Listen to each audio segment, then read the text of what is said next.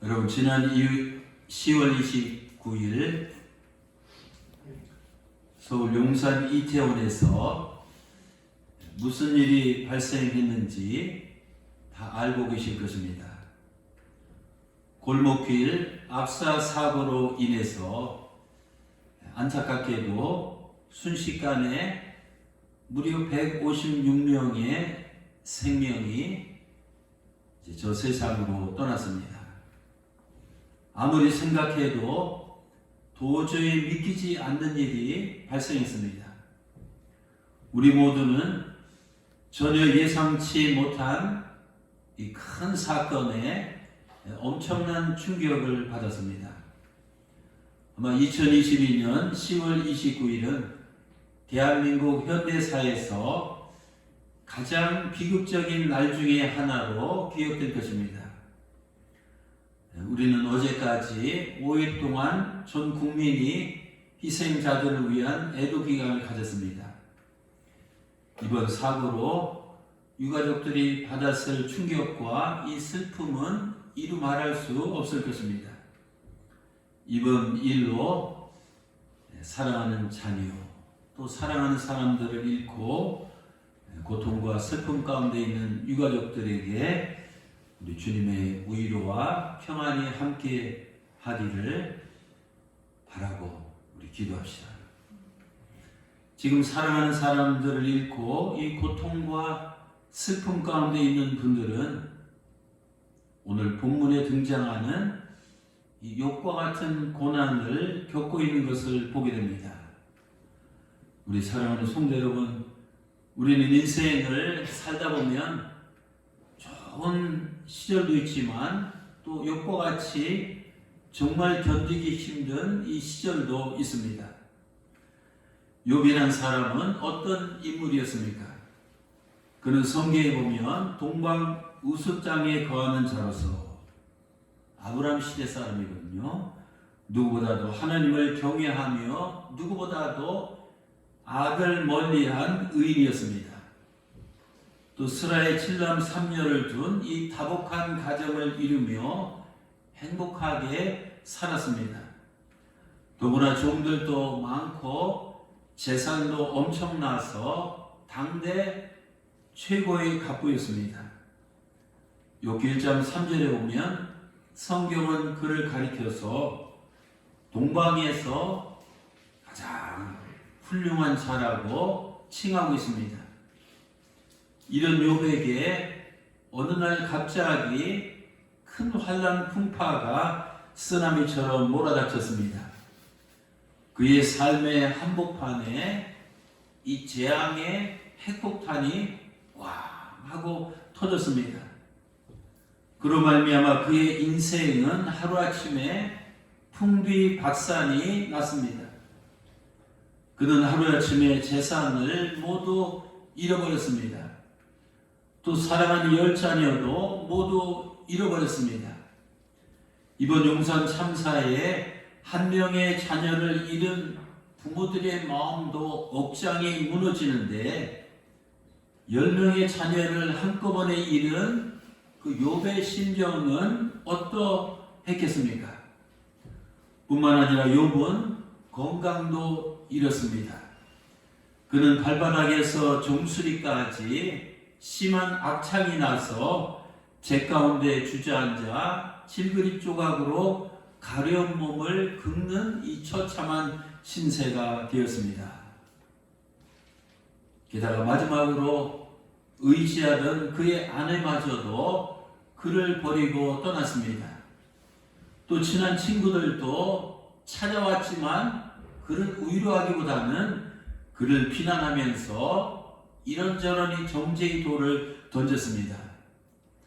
하루아침에 파산한 욥은 욕창으로 썩어가는 이 몸을 달래며 혼자서 이 지옥 같은 하루하루를 견뎌내야만 했습니다. 갑작스러운 고난에 그의 삶은 걸레처럼 되고 그의 몸은 벌레처럼 되고 그의 인생은 쓰레기처럼 되었습니다. 그는 당시 자신의 처한 이 심정을 욥기 7장 3절에서 5절을 통해서 이렇게 고백합니다. 이와 같이 내가 여러 달째 고통을 받으니 고달픈 밤이 내게 작정되었구나. 내가 누울 때가 되면 말하기를 언제나 일어날까, 언제나 밤이 갈까 하며 새벽까지 이리 뒤척 저리 뒤척 하는구나. 내 살에는 구더기와 흙덩이가 의복처럼 입혀졌고 내 피부는 굳어졌다가 터지는구나. 이런 최악의 상황에서 욥은 차라리 죽어버리고 싶다고 이 말합니다. 욥기 7장 15절입니다. 내 마음이 이 뼈를 깎는 고통을 겪느니 차라리 숨이 막혀서 이 죽는 것이 낫겠구나. 극심한 고통의 한가운데서 죽어버리고 싶다고 절규하는 욥은 여러분 심리적으로 그 당시 어떤 상태에 휩싸여 있을까요? 저는 욥기를 읽을 때마다 특별히 창세기 1장 2절의 말씀이 떠오릅니다. 창세기 1장 2절에 땅이 혼돈하고 공허하며 흑암이 깊음 위에 있고 하나님의 영은 수면 위에 운행하시니라. 여기 보면 혼돈과 이 공허와 흑암이라는 세 단어가 등장합니다. 이 세 단어는 그 당시 욥의 이 내적 심리 상태를 무엇보다도 잘 대변해 주고 있습니다. 첫 번째 등장하는 단어는 이 혼돈입니다. 욥은 상대 그 누구보다도 하나님을 잘 섬기며 하나님 말씀에 순종하고 하나님의 뜻에 따라 의로운 삶을 살았습니다. 욥기 23장 11절에서 12절 욥은 이렇게 고백합니다. 나는 그를 충실히 따랐고 여호와의 길에서 벗어나지 않았으며 그의 명령을 어기지도 않았고 그의 입술의 말씀을 매일 먹는 음식보다 더 소중히 여기며 지켰노라. 이렇게 경건한 삶을 살아온 자기에게 엄청난 이 불행한 사건들이 닥쳤을 때 욥은 그 순간 자기가 그동안 믿고 신뢰하던 하나님에 대해서 이 도저히 이해가 안 갔습니다. 한평생 누구보다도 이 착하게 선하게 살아온 나에게 왜 이런 끔찍한 악한 일들이 발생했는가? 공의로우신 하나님께서 어떻게 의로운 자기에게 이런 불행한 일을 허용하셨는가? 그는 하나님에 대한 이 믿음이 뿌리채 흔들리면서 신앙이 혼돈에 빠졌을 것입니다. 옆에 있는 부인마저도 욥을 향해서 하나님을 욕하고 죽어라는 이 독서를 퍼부었습니다. 환란의 한복판에서 신앙의 혼돈에 빠진 욥은 하나님을 향해서 이렇게 원망하였습니다. 욥기 10장 8절입니다. 당신의 손으로 나를 빚어 만드시고 이제 나를 아예 없애버리려고 하십니까? 또 욥기 23장 2절입니다. 내가 하나님께 반항하며 불평하는 것은 내가 당하는 재앙이 너무나 혹독하기 때문입니다. 또 두 번째 등장하는 단어는 이 공허입니다. 욥은 모든 것을 다 잃었습니다. 재산도 잃고 자녀도 잃고 아내도 잃고 이 종들도 잃고 친척들도 잃고 친구도 잃었습니다. 그는 더 이상 잃을 것이 없었습니다. 그에게 남은 것은 구더기와 이제 흙덩이로 뒤덮인 흉측한 이 몰골 하나뿐이었습니다. 그는 아무것도 없는 텅 빈 이 삶의 공간에서 이 공허함을 느꼈습니다. 그는 공허한 인생의 무의미를 뼈저하게 절감하면서 차라리 자기가 이 세상에 태어나지 않았으면 더 좋았을 것이라고 이 탄식을 했습니다. 욥은 기구한 자신의 인생과 이 팔자를 저주하면서 욥기 3장 10절과 또 13장 16절에 보면 이렇게 또 고백하고 있습니다. 내가 어머니 뱃속에서 태어날 때 차라리 죽었더라면 좋았을걸. 어째서 어머니가 나를 무릎에 받아 젖을 빨게 하였는가. 내가 그때 죽었더라면 지금쯤은 평안히 잠들어 쉬고 있을 텐데 내가 그때 죽었더라면 죽은 채로 태어나 세상 빛을 보지 못한 아이처럼 땅속에 묻혀 있을 것이 아니겠는가. 이렇게 욥은 말하고 있습니다. 또 창세기 2장 2절에 보면 세 번째 등장하는 단어가 있습니다. 흑암입니다. 흑암은 어떤 빛도 비추지 않는 이 캄캄한 어둠을 말합니다. 흑암은 앞길이 보이지 않는 깊은 이 절망의 상태를 말합니다. 욥은 고난의 한복판에서 하나님께서 아무런 응답을 안 해주셨을 때 침묵하시는 하나님 앞에서 절망이라는 깊은 흑암의 수렁에 빠졌습니다. 욥기 30장 20절입니다. 하나님이 나를 진흙 가운데 내 던지셨고 나를 티끌과 이 재같이 하셨구나. 내가 주께 부르짖으나 이 주께서 대답하지 아니하시오며 내가 섰사오나 주께서 나를 돌아보지 아니하시나이다. 또 욥기 23장 8절에서 이렇게 말합니다. 내가 앞으로 가도 하나님이 아니 계시고 뒤로 가도 하나님이 보이지 아니하며 그가 왼쪽에서 일하시나 내가 만날 수 없고 그가 오른쪽으로 돌이키시나 배울 수 없구나. 욥은 하나님께서 이 고통당하고 있는 자신에게 눈을 감고 귀를 닫고 입을 다무시고 아무런 응답도 안 하시는 이 무정한 모습을 보고 시편 기자처럼 절망의 흑암 속에서 부르짖고 있습니다. 시편 10편 1절입니다. 여호와여 어찌하여 멀리 서시며 어찌하여 환난 때에 숨으시나이까. 또 시편 13편 1절입니다. 여호와 하나님이여 어느 때까지니까 나를 영영히 잊으시나이까. 주의 얼굴을 나에게서 언제까지 숨기시겠나이까. 또 시편 22편 1절입니다. 나의 하나님 어찌하여 나를 버리셨나이까. 여러분 그런데요 욥은 견딜 수 없는 고통과 환난을 당하여 또 신앙의 혼돈과 이 삶의 공허함과 이 절망의 흑암 속에 깊숙이 빠졌을 때 욥은 어떻게 했습니까?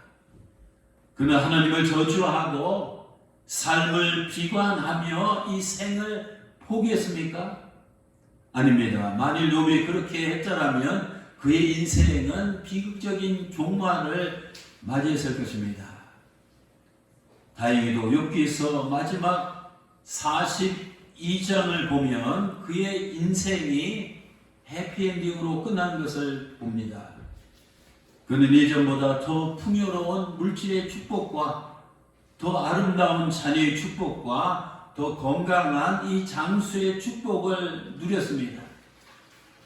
욥은 재앙을 만나서 이 거꾸러질 것 같았는데 다시 일어섰습니다. 망할 것 같았는데 다시 흥했습니다. 죽을 것 같았는데 다시 살아났습니다.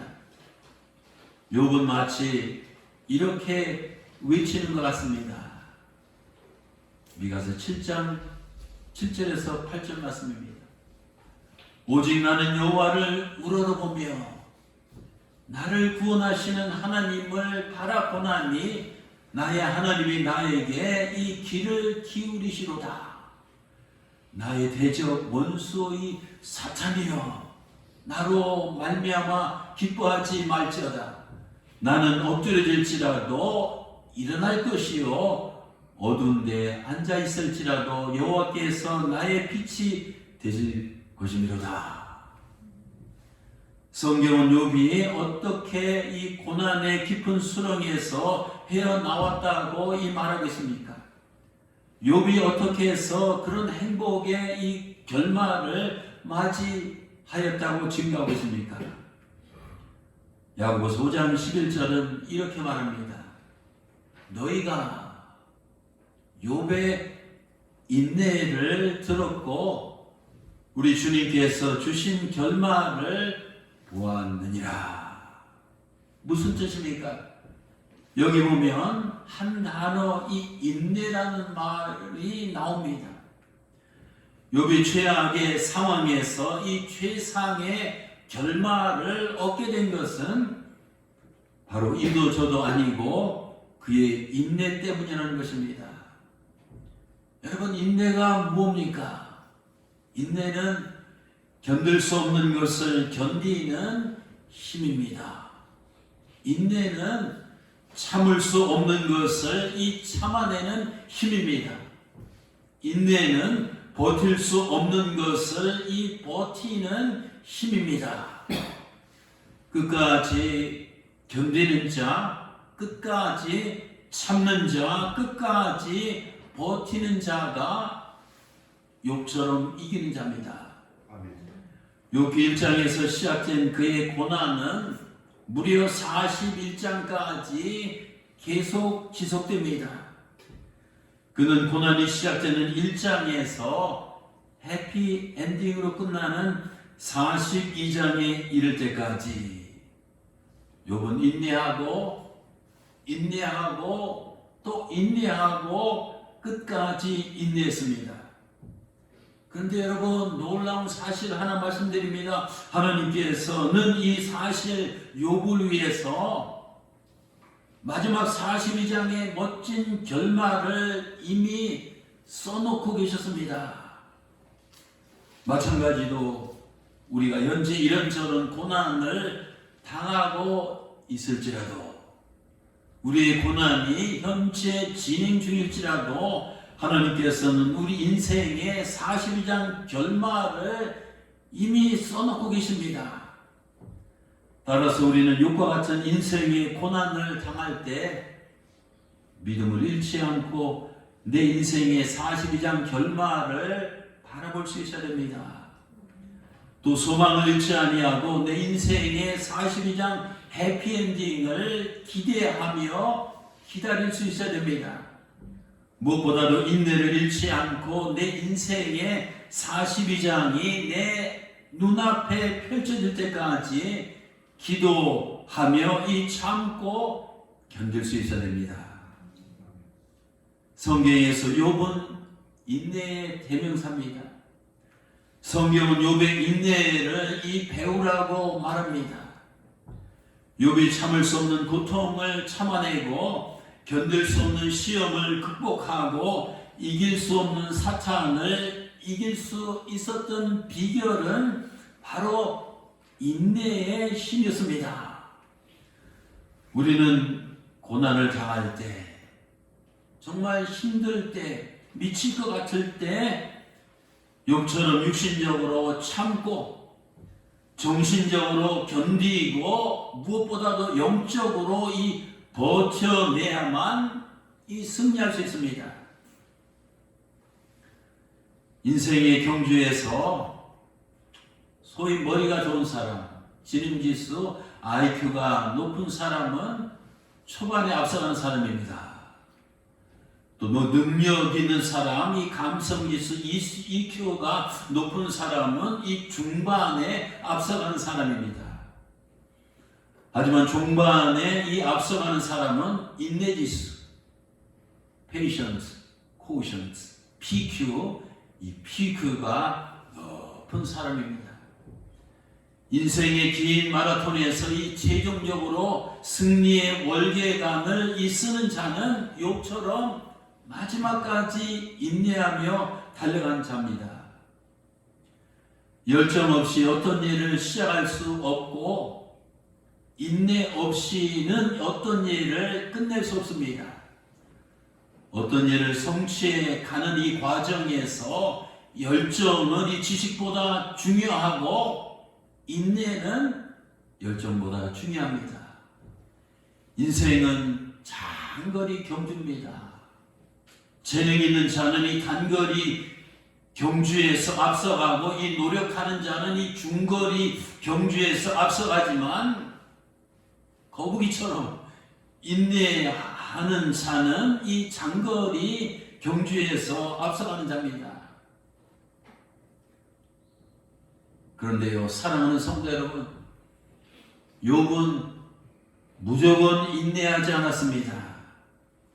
욥이 환난의 한복판에서 이 혼돈과 공허와 흑암의 수렁에 깊숙이 빠졌을 때 그를 마지막 끝까지 참고 견디며 인내하게 만든 그 요소는 무엇이었을까요? 첫째, 욥은 고난을 당할 때 하나님에 대한 이 신앙이 잠시 혼돈, 이 혼란에 빠졌지만 흔들리지 않는 이 믿음을 갖고 인내하며 나갔습니다. 욥기 1장 21절과 22절입니다.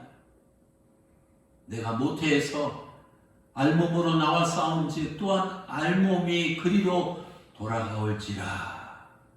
주신 이도 여호와시요 거두신 이도 여호와시니 여호와 이름이 찬송을 받으실지어다 하고 이 모든 일에 욥이 범죄하지 아니하고 하나님을 향하여 원망하지 아니하느니라.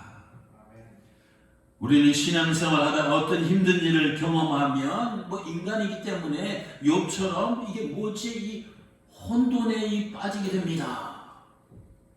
나는 그동안 열심히 신앙생활을 해왔는데 왜 하필 나에게, 왜 하필 나의 자녀에게, 왜 하필 나의 가정에게, 왜 하필 나의 삶에 이런 불행한 일이 발생하는가? 내가 주일 성수도 잘하고 정확한 11조 생활도 잘하고 이 교회 봉사도 열심히 하고 교회 직분자로서 부끄럼 없이 살아왔는데 왜 하필 나에게 이런 불행한 일이 닥치는가? 내가 그동안 붙여놨던 이 신앙 체계가 근본적으로 흔들리고 이 혼돈에 빠지게 됩니다. 우리는 고난을 당할 때 신앙의 혼돈에 빠지고 무엇보다도 이 믿음이 흔들리면 안 됩니다. 욥은 고백했습니다. 주신 이도 여호와시요 거두시는 이도 여호와시다. 오케이. 내가 살면서 병들게 하시는 이도 여호와시요 고치시는 이도 여호와이시다. 가난하게 하시는 이도 여호와시요 부유하게 하시는 이도 여호와시다. 망하게 하시는 이도 여호와시요 흥하게 하시는 이도 여호와이시다. 생사화복을 주관하시는 여호와 하나님께서 내 삶을 과거와 현재와 미래의 삶을 다 책임져 주실 것을 믿습니다. 고백하고 그저 모든 것을 다 맡기고 욥처럼 인내하며 나가는 자세가 필요합니다. 둘째로 욥은 어떻게 인내를 끝까지 할 수 있었습니까? 부유했던 욥은 환난을 당해서 모든 것을 잃고 빈털터리 알거지가 되었을 때 잠시 허무한 인생의 이 공허함을 느꼈습니다. 이게 뭐지? 공허함. 하지만 그는 공허한 이 아무것도 없는 이 삶의 이 한복판에서 자기를 향하신 하나님의 이 오묘한 이 뜻과 깊은 섭리를 이 깨닫게 됐습니다. 욥기 23장 10절과 13절에서 14절입니다. 내가 가는 길을 그가 하시나니 그가 나를 단련하신 후에 내가 순금같이 되어 나오리라. 그는 뜻이 일정하시니 누가 능히 돌이키랴. 그는 마음에 하고자 하시는 것이면 그것을 행하시나니 그런즉 여호와 하나님께서 내게 뜻하신 바 이 작정하신 것을 이루실 것이라. 이런 일은 그에게 많이 있느니라. 하나님께서는 이 욥 자기를 정금 같은 이 빛나는 인물로 만들기 위해서 이 펄펄 끓는 환란의 도가니를 이 통과하게 하셨다는 뜻입니다. 내 눈에는 내가 가는 이 고난의 길이 무의미한 것 같지만 나를 통해서 작정하신 하나님의 계획을 이루어가는 의미 있는 이 길이라는 사실을 깨달았습니다. 우리는 험난한 인생길을 가다가 욥처럼 환난을 당해서 건강도 잃고 입원도 하고 수술도 받고 시술도 받고 재산도 잃고 사업도 잃고 가정도 잃고 배우자도 잃고 자녀도 잃고 친구도 잃고 의욕도 잃고 용기도 잃고 꿈과 비전을 잃을 때도 있습니다. 그때는 내가 이 땅에 더 이상 살아가야 할 목적과 이 존재해야 할 이유를 잃어버리게 됩니다.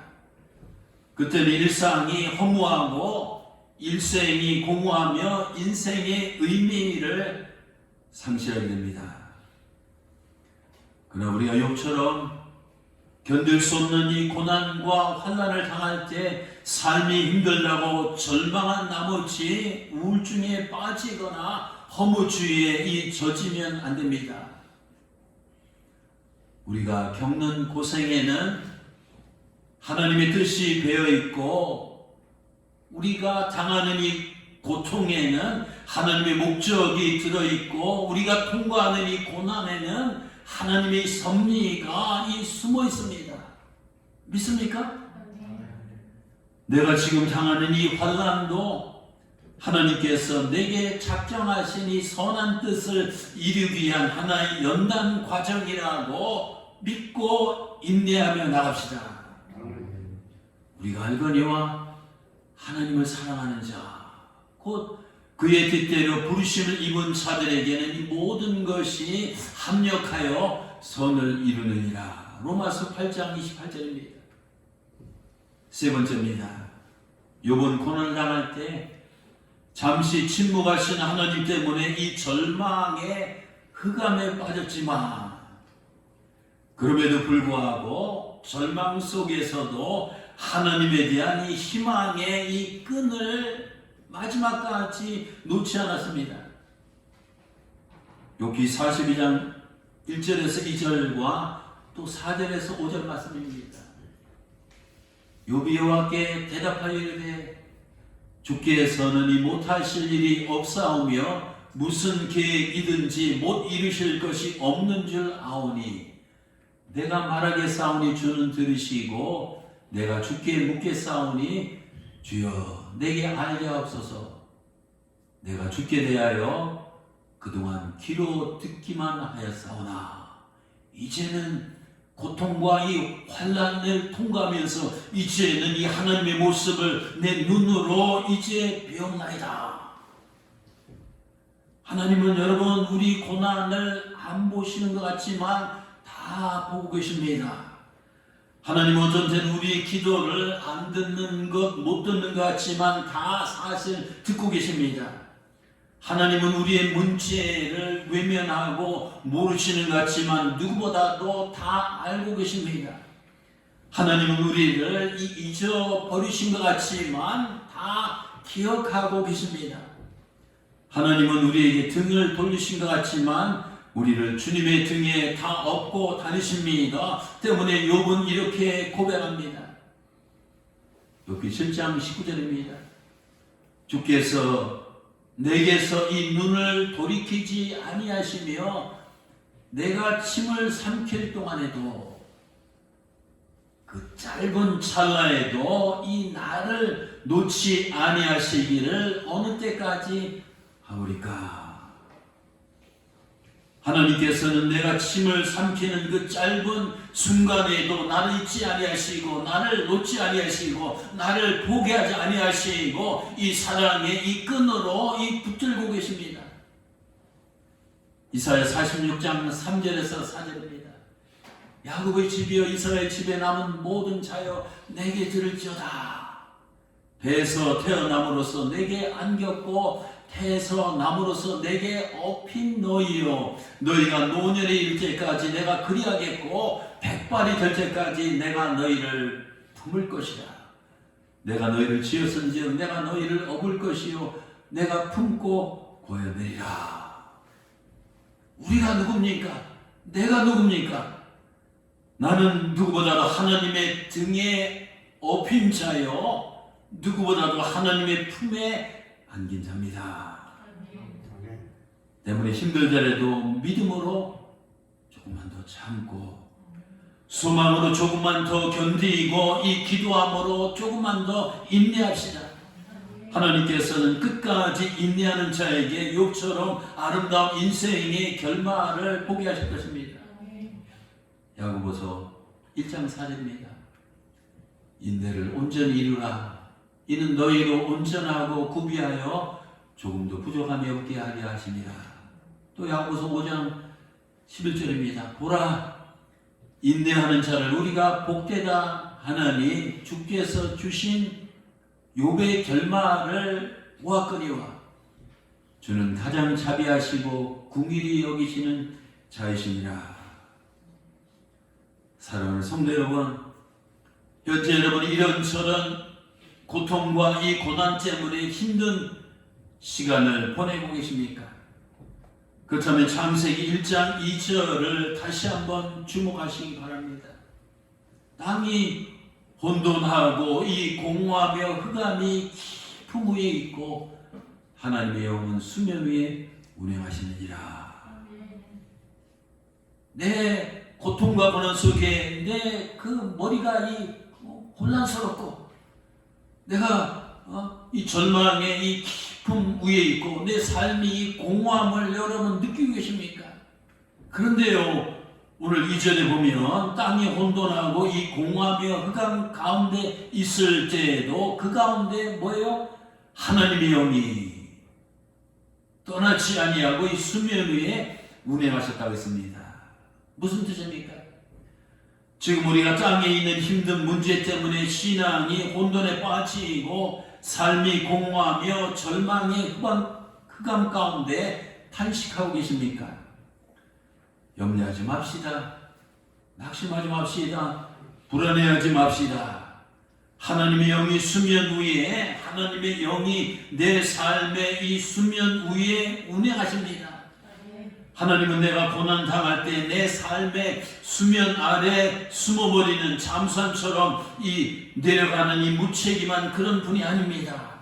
하나님은 거센 이 풍파가 세차게 휘몰아치는 위태로운 내 삶의 수면 위를 잠시도 떠나시는 분이 아닙니다.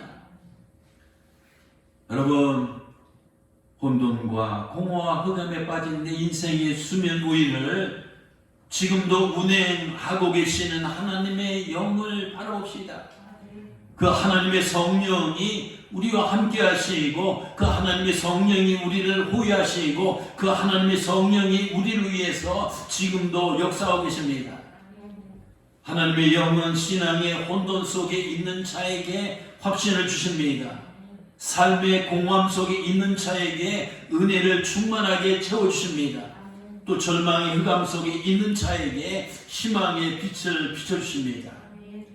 우리 모두 욥처럼 고난의 한복판에서 하나님을 믿음으로 바라보고 소망을 잃지 말고 끝까지 인내함으로 멋진 승리를 쟁취하시는 성도들이 되시기를 주님의 이름으로 축원합니다. 기도하시겠습니다.